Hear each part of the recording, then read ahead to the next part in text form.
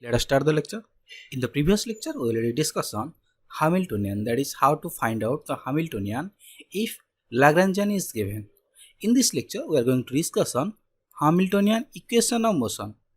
And the Hamiltonian equation of motion is, first one is Qi dot is equal to partial differentiation of Hamiltonian with respect to generalized Pi.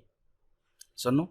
And the second one is Pi dot is equal to negative of partial differentiation of Hamiltonian with respect to generalized coordinate, that is Qi.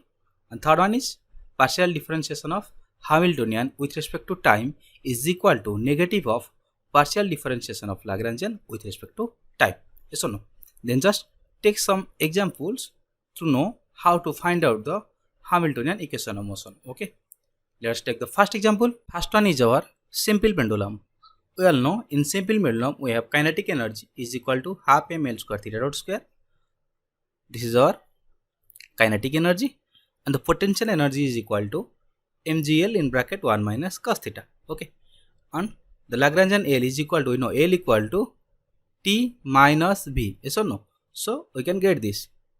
Okay, then we have to find out the Hamiltonian from this Lagrangian. Just apply the shortcut or trick here to find out the Hamiltonian. Yes or no? Our Hamiltonian H becomes, first just write down this 1 by 2. Then in place of theta dot square just write down P theta square, and in denominator write down the coefficient of theta dot square, that is ml square, then plus mgl in bracket 1 minus cos theta. This is our Hamiltonian. Then we have to find out the Hamiltonian equation of motion. Yes or no? Then let's see here Qi dot. Qi dot means generalized velocity. Here we have generalized velocity is theta dot. So just write down first one is our theta dot. Theta dot is equal to dou h by dou p theta. Okay, then this becomes, if we partially differentiate this Hamiltonian with respect to p theta, we got p theta by ml square. Okay, then we have to find p theta dot, which is equal to negative of dou s by o theta. Yes or no? And this becomes partial differentiation of this Hamiltonian with respect to theta. We got minus m g l sin theta.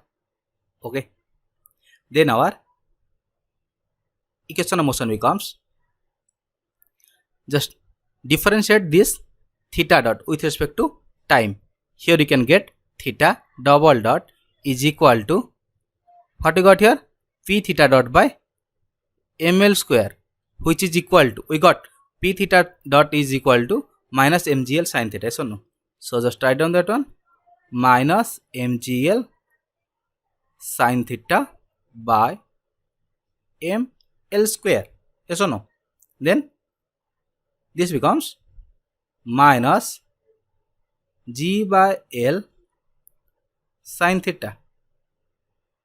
Here you can say, if theta is very very small, then sine of theta nearly equal to its angle theta. Yes or no? So here you can write theta double dot is equal to minus g by l theta. Okay, and we can write theta double dot is equal to negative of omega square theta, and here omega square is equal to g by l. That implies we can write omega is equal to under root g by l, or we know omega equal to 2 pi by capital T, that is time period, is equal to under root g by l. Yes or no? So our time period T becomes 2 pi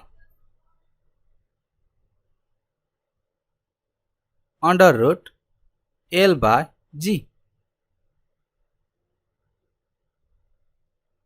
This is our time period for the simple pendulum. Yes or no? We know this, t equal to 2 pi under root L by G. This is the first example. Then let us take the second example. Our second example is Earth and Sun system. In this example, we can write kinetic energy in terms of plane polar coordinate system. Yes or no? So here we write T is equal to half m r dot square plus r square theta dot square. Yes or no? Then potential V. Here the potential is our gravitational potential. Gravitational potential, which is equal to negative G capital M. Capital M indicates the mass of the sun and small m is the mass of the earth. Okay, and r, small r, is the distance between earth and sun. Then here you get the Lagrangian L is equal to half m r dot square plus r square theta dot square plus G capital M small m by r. Then we can find out the Hamiltonian. Just apply the trick here, apply the shortcut here to find out the Hamiltonian. First just write down half, then PR square by m plus p theta square by mr square negative G capital M small m by r. Yes or no? This is our Hamiltonian. First just find out r dot. R dot is equal to dou h by dou PR, which is equal to PR by M. Then PR dot is equal to negative dou h by dou r, which is equal to negative G capital M small m by r square. Okay, then r double dot becomes PR dot by M, which is equal to, in place of PR dot we can write negative GMM by r square, that is negative GMM by r square by M. Here you can get r double dot is equal to negative GM by r square. Okay, then another generalized coordinate theta is present here. Yes or no? So just write down that one also, that is theta dot is equal to dou h by dou p theta, which is equal to p theta by mr square. Yes or no? And p theta becomes negative, sorry, p theta dot becomes negative dou h by dou theta, which in Hamiltonian there is no theta term present, so here p theta dot becomes 0 and theta double dot also 0. Yes or no? Then let's take the third one. This third and fourth one is very important. This question already asked in the CSR and TIFR also.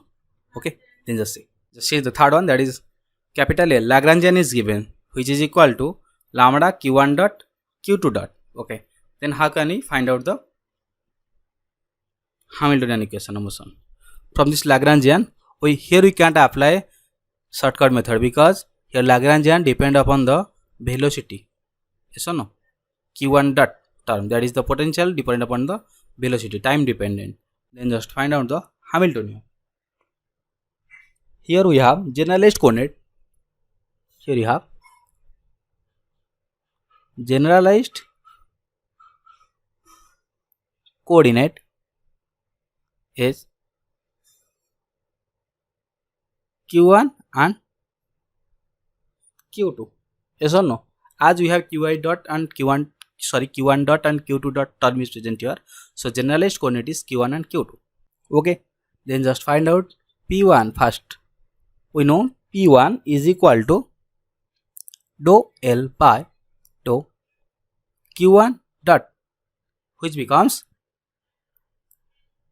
lambda q2 dot, lambda q2 dot, or you can write q2 dot as p1 by lambda. Yes or no? Similarly, just find out p2. p2 is equal to dou L by dou q2 dot, which is equal to lambda q1 dot, or you can write q1 dot is equal to p2 by lambda. Yes or no? Then just write down the general expression for conversion of Hamiltonian to Lagrangian or Lagrangian to Hamiltonian.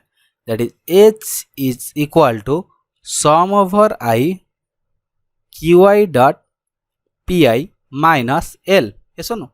So just find out here. That is, here you can write q1 dot p1 plus q2 dot p2 minus, in place of L just write down lambda q1 dot q2 dot. Okay, this equals to, in place of q1 dot just write down p2 by lambda. Here we get p1 p2 by lambda. This becomes p1 p2 by lambda, and this becomes minus p1 p2 by lambda. Yes or no? Here our Hamiltonian H becomes p1 p2 by lambda. This is our required Hamiltonian. Yes or no? This question already asked in TIFR problem. Okay. Then the fourth one is, our Lagrangian is equal to half mx dot square plus mx dot y dot. Here you can see the potential depend upon the velocity.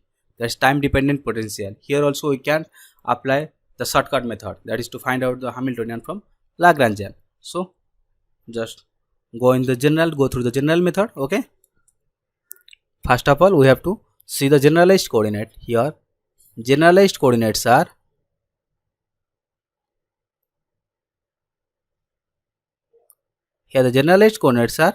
one is x and another one is y.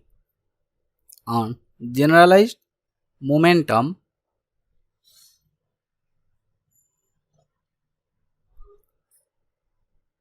that is px py.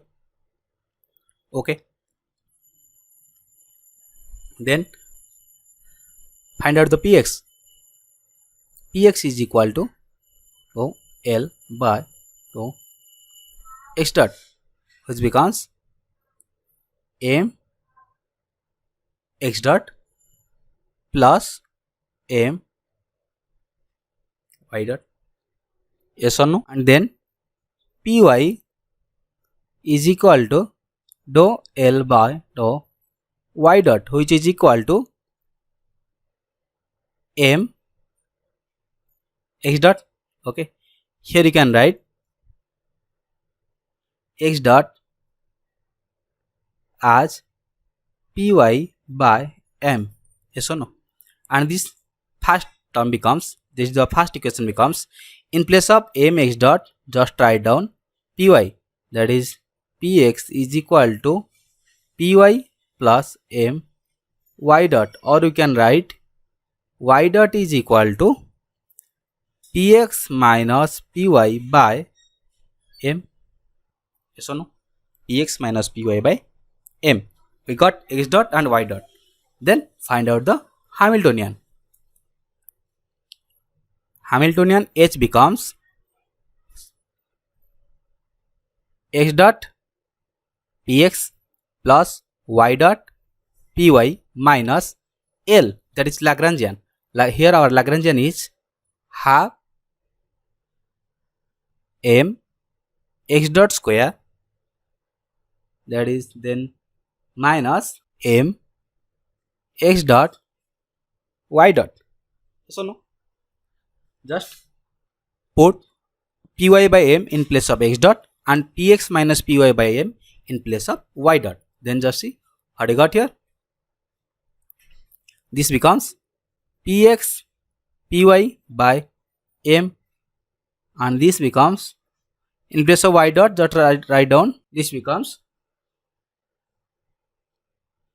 px minus py into py by m, negative of half m, in place of x dot, just write down py by m whole square, negative m, in place of x dot, write down py by m, in place of y dot, just write down